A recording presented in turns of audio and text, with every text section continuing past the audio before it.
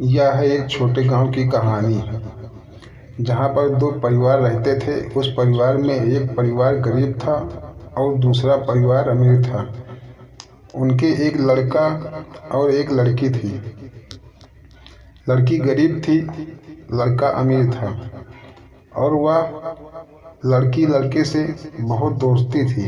वह बचपन से ही साथ रहा करते थे। धीरे धीरे वह बड़े हुए और उनके बीच प्रेम का सिलसिला चालू हो गया। वह दोनों एक दूसरे से प्यार करने लगे थे और उनके प्यार से सारा गांव जलता था। वह दोनों एक दूसरे से इतना ज़्यादा प्यार करते थे कि वह बिना एक दूसरे को देखे बिना रह नहीं पाते थे। लेकिन उनका प्यार ही उनकी मौत बन गया। वह लड़की पहले तो उससे प्यार करती थी, लेकिन बाद में वह किसी और से प्यार करने लगी।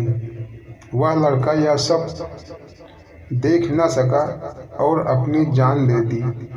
वह आत्महत्या कर बैठा उस लड़के के लिए।